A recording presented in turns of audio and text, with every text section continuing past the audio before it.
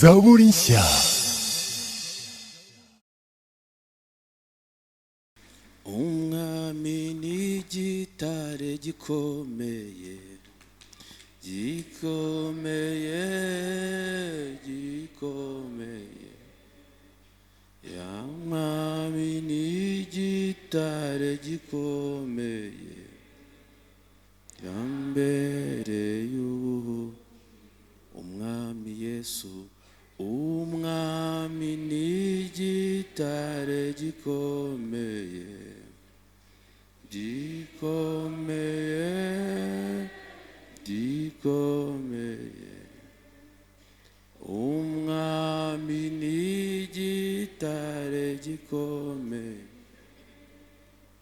yambereye ubuhungiro.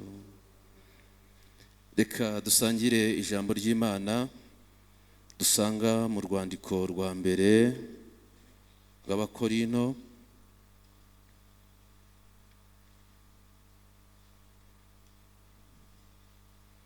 ibice bitatu.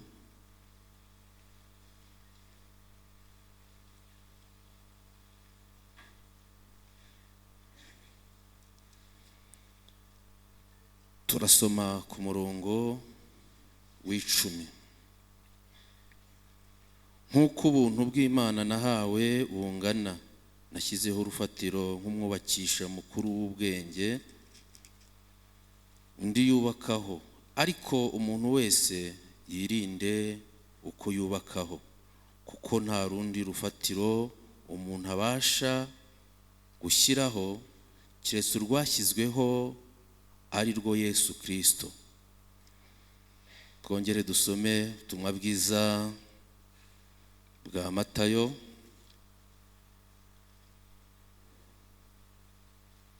ibice 7.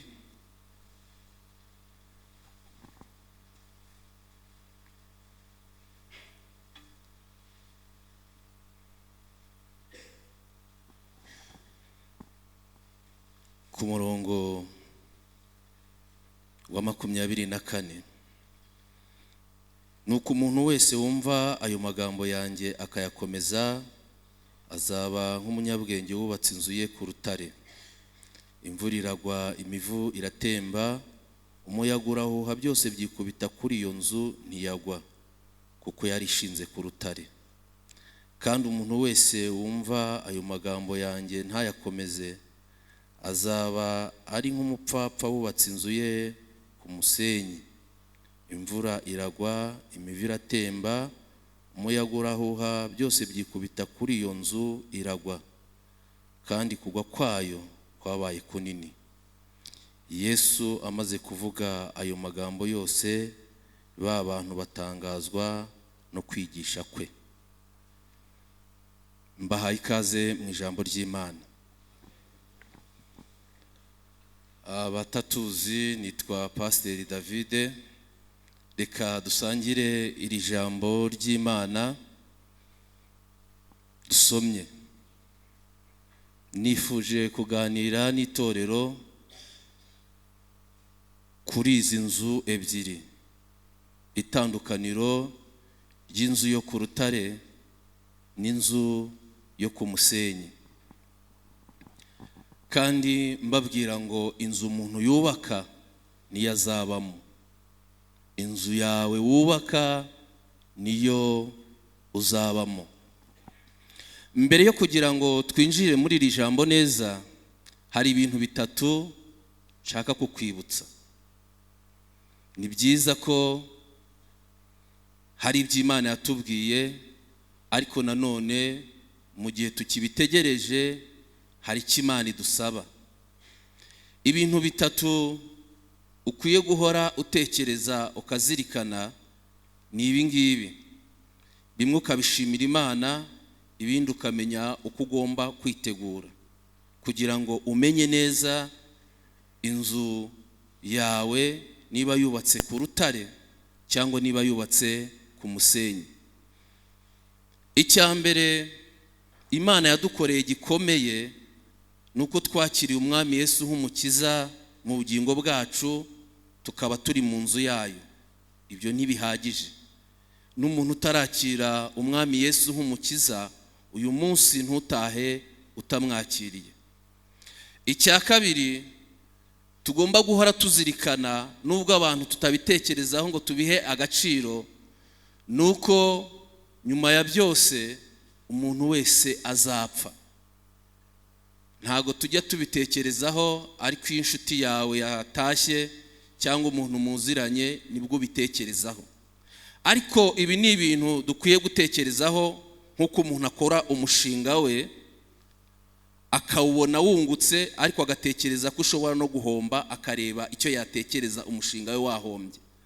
Ibi ni ibintu abakomeye birabareba, aboroheje, abagabo, abagore, abasore n'abakobwa, twese tuzapfa. Kandi nyuma yo gupfa nibwo ya mirimo twakoze tugihumeka izaduherekeza. Aha ndashaka kuhatindaho gatoya kugira ngo tumenye neza inzu zacu turi kubaka. Kandi nongere nkwibutse nanone ko inzu wubaka niyo uzabamo. Nyuma ya byose hazabaho gupfa tuve muri uno mubiri, ariko ntago bizabirangiye, hazakomeza kubaho abapfuye bizeye. Ntago ndi butinde kuzuka ndetse no gupfa, ariko icyo shatse kuvuga ahangaha nuko hari imirimo dukora tukiriho.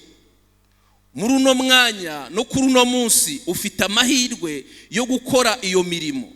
Iyo mirimo dukora duhumeka nibasha kuzaduherekeza mu gihe tuzaba twashizemo umwuka.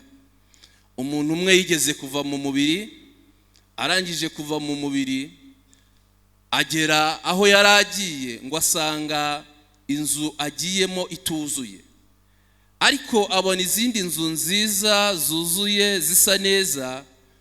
Abajije baramubwira ngo nta mirimo ufite, niyo mpamvu inzu yawe ari igice.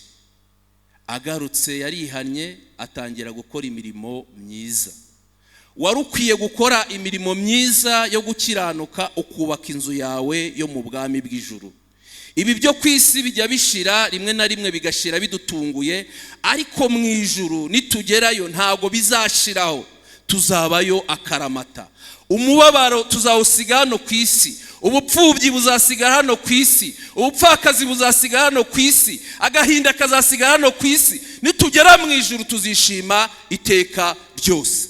Niyo mpamvu rero tukiri hano ku isi muri buno buzima twari dukwiye kuzirikana tukubaka inzu yacu tuzabamo yo mu gihugu cyo mu ijuru. Hari ijambo dusomye ahangaha mu rwandiko rwa mbere rw'Abakorinto. Iri jambo nari risomye nditindaho cyane. Iri jambo ryatubwiye ngo umuntu wese yirinde uko yubaka kuri iyo nyubako. Umuntu wese yirinde uko yubaka kuri iyo nyubako. Inzu yawe urimo urayubaka gute? Urimo urayirimbisha gute? Ntago tuvuga za nzu dutuyemo ahangaha, oya, hari indi nzu tuzabamo nitumara kuva muri ubu buzima. Hari ubundi buzima tuzabamo iteka byose. Ni amahirwe kuba ugihumeka ukaba wumvishije iri jambo. Wari ukwiye kubaka iyo nzu yawe utayisondetse. Inzu wubaka niyo uzabamo, nta uzayikubakira. Umuririmbyi we araririmba aravuga ngo imirimo utakoranye urukundo ntago uzayihemberwa, ariko imirimo wakoranye urukundo niyo uzahemberwa. Uyu mwanditsi rero aravuga ngo buri wese yirinde uko yubaka, kandi aravuga ngo nta rundi rufatiro. Urufatiro ruriho, urufatiro ruhari ni Yesu Kristo. Haleluya. Urwo ni rwo rufatiro. Ntago ndi butinde kuri iri jambo kuko havuzwe n'abantu bagiye kubaka kuri urwo rufatiro, ariko bubakaho mu buryo butandukanye. Hari abubakishije ibikoresho birambye, ariko hari n'abatarubakishije ibikoresho birambye. Ariko nyuma ya byose imirimo twakoze turi mu isi izageragereshwa umuriro. Nicyo gipimo. Ese imirimo ukora uwayipima yasanga yuzuye? Ipimwe yasanga atari ibiti, ipimwe yasanga atari ibikenyeri, ipimwe yasanga ikomeye. Ndakwifuriza kubaka inzu nziza uzabamo, inzu nziza ntukisunike. Iyo nzu nziza ubasha kuyubaka ubu uri gukora imirimo myiza yo gukiranuka. Hari indi mirimo urimo urakora. Hari igihe ubaza umuntu ngo ukora iyihe mirimo. Kuba uri umukristo utari mu itore, utari muri korari, utari mu zindi nzego, ntago bivuga ko utakora imirimo. Hari imirimo myinshi hari ugomba gukora, kandi ukubaka inzu yawe neza ntuyisondeke. Kuko nutayubaka neza uzaba wihombeje. Ariko iki ni igihe cyo gutekereza no ku nzu yawe. Ntitugatekereze uko ejo tuzabaho n'ejo bundi. Abantu barateganya, ariko ujye utekereza na nyuma y'ubu buzima.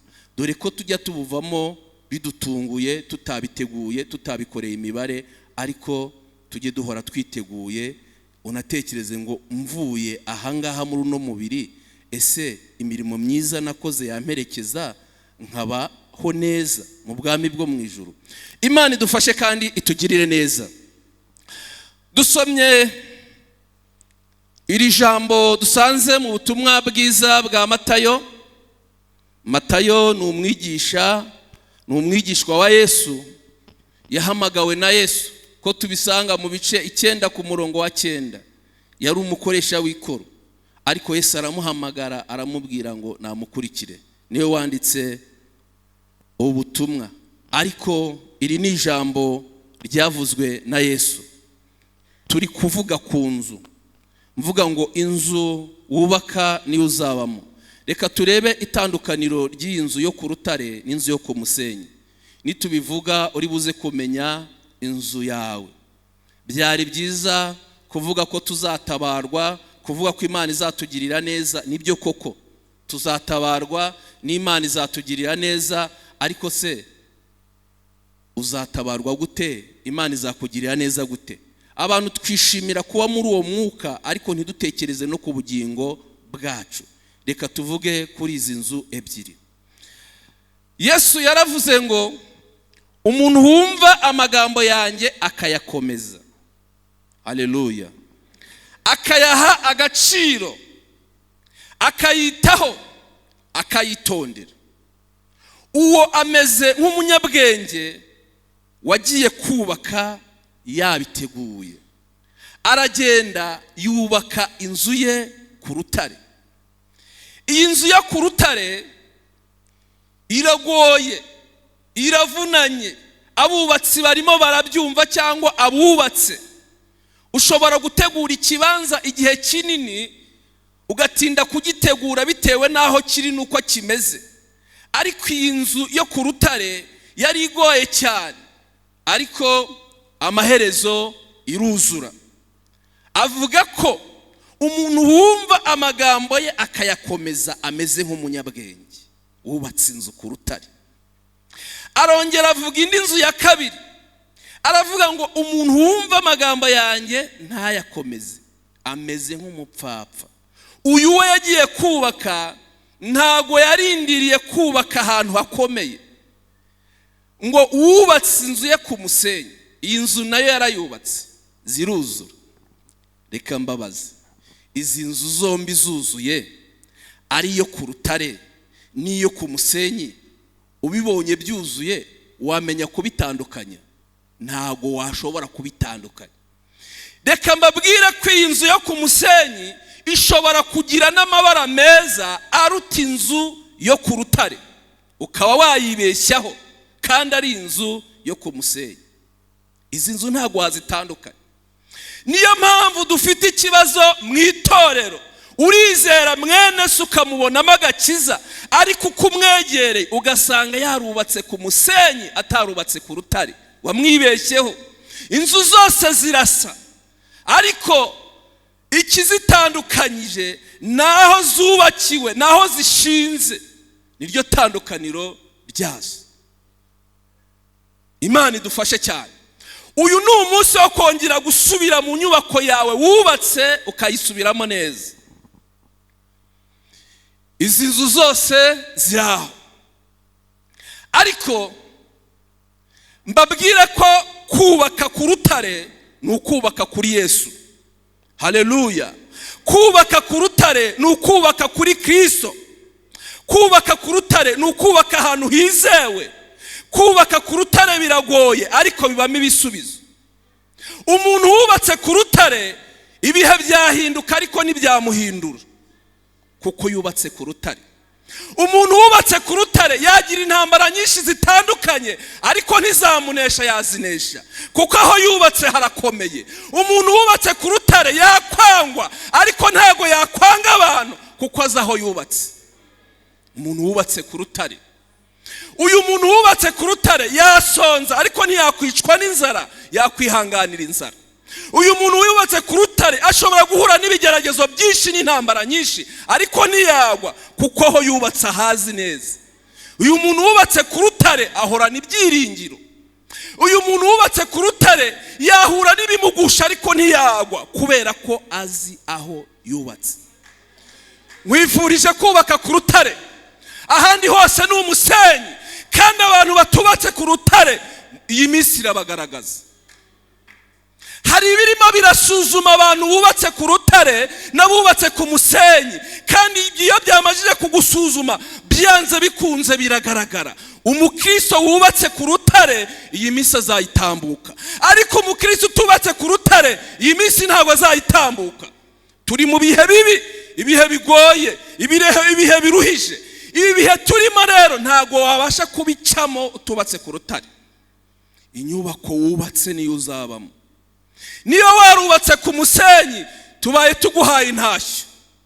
Abantu benshi bamajije gusezera urugamba rutarangiye, turacyari ku rugamba, turacyari mu ntambara, ariko kubera ko abantu bubatse ku musenyi barasezeye. Uzabona agiye uzamuha intashyo, uzamubwire ngo aho wari wubatse turahabonye. Uyu muntu wubatse ku rutare ahorana ibyiringiro, agira ijambo muri we rivuga ngo naho igiti cyatemwa. Haleluya. Naho igiti cyatemwa bikagaragara ko gisigaye ari igishyitsi, iyo cyumvishije imvura kirongera kigashibuka. Uyu ni uwubatse ku rutare, yubatse kuri Kristo, ntabwo yubatse ku bintu, ntabwo yubatse ku bantu. Reka tuvuge no ku musenyi ho gato. Ku musenyi ni ahantu hatari ubuzima, ni ahantu hatari ibyiringiro, ni ahantu hatari Yesu. Ku musenyi ni ukubakira ku bintu bitaramba, bitamara igihe. Ushobora kubireba ukabona bikomeye ariko bidakomeye. Abantu bubakiye ku bintu bitandukanye, iyo bimajije gukurwaho, kuko uwo muntu yari afite ikintu yubakiyeho nawe aragwa, ariko abubatse kuri Kristo ntabwo bagushwa n'ibihe cyangwa iminsi. Ntabwo iminsi yabahindura, ahubwo barayihindura. Uyu wubatse ku musenyi iminsi iramuhindura, ntiyashobora kuyihindura. Hari abubakiye ku butunzi bwabo, ubutunzi bafite ntibabwubahishemo Imana, ubutunzi bafite bakabwubakiraho, nyuma y'igihe ubutunzi bwavaho ibyabo bikarangira, naho bari bubakiye. Hari abandi bubakira ku miryango, ukumva ko umuryango urimo ukomeye, ariko amateka yahinduka nawe ibyabo bikarangira. Wubakiye ku bintu bitazaramba. Hari abubakira ku mazina, uno munsi bushobora gucya wahawe izina, ariko ejo bwaki izina rikavaho bikarangirana n'izina wahawe. Ariko uwubatse ku rutare n'izina ryahinduka, we ntabwo ahinduka, akomeza kwiringira umwami Yesu. Mbifurije kwiyubaka ku rutare. Izi nzu zombi rero zubatse zahuye n'ibizigerageza, ibizisuzuma. Mu gihe gisanzwe inzu ushobora kubona ari inzu zikomeye, ari inzu nziza, ariko imvura yaziguyeho. umuyaga urahuha, imivu iratemba. Bigeze kuri ya nzu yubatse ku rutare, kuko yari yubatse ahizewe, ntiyagira ikibi. Ariko ijambo ryatubwiye ngo iyi nzu yubatse ku musenyi, imvura igezeho, ngo yarasenyutse, ngo kandi kugwa kwayo kwabaye kunini. Kubera ko yari yubatse hehe? Iyi nzu yubatse ku musenyi ntishobora kwihanganira imvura. Imvura turazigereranya n'ibigeragezo bitandukanye n'ibibazo bitari bimwe. Umuntu utubatse ku rutare kuri Kristo neza, hari ibyo atajya ashobora kwihanganira. Hari umuntu umwe wakoreraga Imana, nari nzi ko ari umukristo, ariko atari umukristo, atubatse kuri Yesu, atubatse ku rutare. Igihe kimwe njya kumureba, mbasanga ari abantu babiri barimo baranywa byeri, kandi bari abakristo bakomeye cyane. Bambonye barambwira bati, uwa mbere arambwira ati, mfite inzoka maranye iminsi, tibandangiye ko muri no byeri harimo umuti wankiza iyi nzoka. Undi ati, hari amagambo amaze iminsi avugwa, ati yanciye intege, nsanga byose ari kimwe. Abo ni abantu bari bubatse ku musenyi, ntabwo bari bubatse ku rutare. Ntabwo bakurangira umuti mu nzoga ngo ujye kuyinywa. Ntabwo bakurangira umuti ku mupfumu ngo ujyeyo wubatse ku rutare. Oya, ntabwo wajyayo, ahubwo ujya gusenga. Ariko abantu batubatse kuri runo rutare babarangira imiti itari imiti, bakajya kuyinywa, kunywa inzoga. Abantu bubatse ku musenyi iyi minsi yarabagaragaje, bavuye mu nzu y'Imana, ntabwo bagisenga. Abantu basigaye bari mu kabari, ni abasinzi, abandi ni abasambanyi, abandi ni abajura. Urahura n'umuntu wari ufite ubwiza bw'Imana ari mu nzu y'Imana, ariko iyi minsi yagerageje abantu, yarabasuzumye, tumenya inyubako zabo bubatse. Nawe rero inyubako yawe irimo irageragezwa, inyubako yawe irimo irasuzumwa. Umuntu wubatse ku rutare ntabwo wamubwira nabi ngo bimuce intege, oya. Ariko wubatse ku musenyi arakubwira ngo subiramo iryo jambo uvuze. Ngo harya uvuze gute? Ati igihe agakiza nakarambika hasi, tukabanza tugakemura icyo kibazo. Uwo ni umuntu wubatse ku musenyi. Umuntu wubatse ku rutare arihangana, ariko wubatse ku musenyi ntabwo ashoboye kwihangana. Kwihangana birabananiye. Uyu nguyu yahura n'ubukene akava mu nzu y'Imana kubera ko aho yubatse ntihakomeye. Uyu nguyu yahura no gutinda gushakwa akabivamo. Hari uwo mperutse guhura nawe arambwira ati, pasiteri ntuzandenganye. Ati se bari abasore bose hari uko ntitwaye neza, ariko nta wandebaga, nanjye rero nafashe icyemezo cyo guhindura gahunda kugira ngo ndebe ko hari uwandeba. Uwo ni uwubatse ku musenyi. Uwubatse ku rutare arakomeza akarindira, agasenga Imana igasohoza ibyo yamuvuzeho. Ariko uwubatse ku musenyi ntago arindira. Umuntu wubatse ku musenyi yatinda kubyara akabivamo kubera ko yubatse ku musenyi. Ariko bubatse ku rutare babigumamo. Nyuma y'igihe, cyumweru cyashize numvishije umuntu Imana yahaye umugisha, hashize imyaka 15 ashatse, yabigumyemo. Imana imuha umugisha. Ariko umuntu wubatse ku musenyi ntabwo ashobora kurindira. Ibirimo birasuzuma inyubako yawe birahari, ndetse haje n'ibindi kandi ni byinshi. Ntago rero uzashobora kubyihanganira wubatse ku musenyi. Wari ukwiye kubaka kuri Kristo, ukareka kubaka ku bintu, ukareka kubaka ku bantu, ahubwo kubaka kuri Kristo. Ukamenya ko inzu uri murubaka ariyo uzabamo. Ndasoje. Wubatse he? Wubatse ku rutare cyangwa wubatse ku musenyi?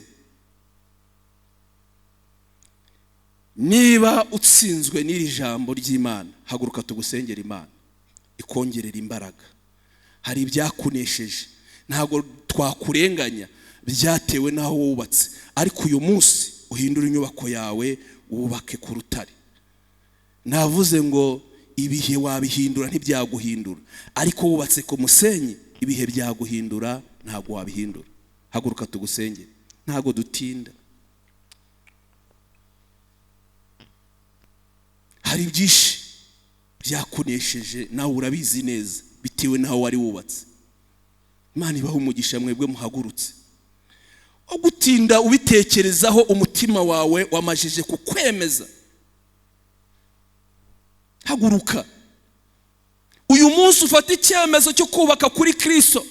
Umuntu wese yirinde uko yubaka kuri urwo rufatiro, umurongo uriho, icyerekezo kiriho. Umuntu wubatse ku musenyi yahindurwa n'inyigisho zose. Hariho inyigisho nyinshi ziri guhindura abantu, bitewe naho wubatse zaguhindura, ariko wubatse ku rutare ntago zaguhindura.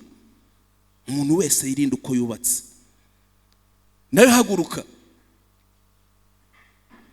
Abahagurutse si bakeye, ariko uyu ni umwanya wawe uhawe. Inzu wubaka niyo uzabamo. Wubatse ku rutare cyangwa ni ku musenyi. Dushobora kukwibeshyaho kuko turi abantu, ariko Imana yo ntabwo yakwibeshyaho. Dushobora kukubona nk'umuntu ukijijwe, ariko Imana irakureba ikakumenya. Ibigeragezo nibiza bizasobanura aho wubatse. Ibibazo nibiza bizasobanura aho wubatse, kuko hari ibyo utazihanganira. Ariko wubatse ku rutare abasha kwihanganira ibimugerageza. Reka dusengera, ntago muri bakeye, ariko ikibazo ni ukujya kwa muganga ugataha utivuje kandi urembye, uzi neza kurwaye. Muri ino minsi nta byagutsinze bitewe naho wari wubatse. Wahagurutse tukagusengera Imana, ni inyungu kuri wowe. Kandi ntago bigarukira aha gusa, ukomeze wubake ku rutare, kuko nyuma y'ubuzima hariho ubundi buzima. Reka saba abakozi b'Imana bahaguruke dusengere abangaba, ariko ndabifuriza kubaka ku rutare. Niyo honyine hizewe, kandi nta kibazo. Imana igiha imbaraga abantu bayo mu gihe bageragejwe bakabasha kunesha. Reka sabe mushumba Samsoni asengera ababene data n'abashiki bacu, nasoza asengere n'iteraniro ryose. Imana itanga imbaraga. Karibu. Mana yacu yera y'icyubahiro, Mana nyiri butware n'ubushobozi bwose, ndagukunda kuko wandikishije ibyanditswe byera kugira ngo bifashe imitima yacu igihe tunaniwe, igihe twubaka nabi. Uri umwubakisha mukuru w'umuhanga. Ndagushima yuko ubugingo bw'abantu benshi bwubatswe kuri wewe, kuko muri wewe niho hari urufatiro ruzima. Turasengera aba bose bahagaze imbere y'amaso yawe, bagiye bananirwa, bagenzuye basanga aho batuye ni ku musenyi, aho batuye ni ahantu hatemerwa, hatabasha kuguhesha icyubahiro. Aho bubatse ubuzima bwo kwizera bagiye bananirwa, turabasabira mu izina rya Yesu, reka umwuka wawe amanukire imitima, yinjire mu bugingo bwa buri wese, amuvugurure, amuhindure umwubatsi w'umuhanga. Haleluya Yesu, ndagushima yuko ijwi rihamagara ari ryawe. Uhamagara abantu bose aho bari, aho batataniye mu buzima bw'iyi si. Turabingingiye mu izina rya Yesu, ubarebesha amaso y'imbabazi kandi ubagirire neza. Muguhagaze imbere wese ntaje mu rubanza, ahubwo umusindikirize, kuko uri Imana ikiranuka. Ndagushimiye kuko ubugingo bwose buhemukiye imbere yawe. Aba bene data bakuri imbere, iteraniro ryose ryumvise aya magambo, uriongere urivugurure, uryambike imbaraga. Mwuka wera ahuhe mu mitima, imitima yari isinziriye, imitima imeze nk'imirambo. Ijwi ryawe riza rihamagara, rikayikangura. Kangura bariya bagore, kangura bariya bagabo, kangura abahungu n'abakobwa. Ibihe turimo birarushya koko, ariko ndagushima yuko hari imbaraga z'umwuka wera zituyobora kuzageza mu gitondo cy'ubugingo. Itorero ryawe waryubatse neza, turasengera abakozi b'Imana, turasengera iteraniro ryose, mwuka wera w'Imana atuyobore mu kuri no mu gukiranuka, mu izina rya Yesu Kristo, amen. Reka dusengere abarwayi n'abarwaje, nabo bahaguruke tubasengere. Mana ishobora byose, turagushimiye. Iyo wamaraga gukiza imitima, wakizaga n'imibiri. Turakwereka bene data n'abashiki bacu barwaye.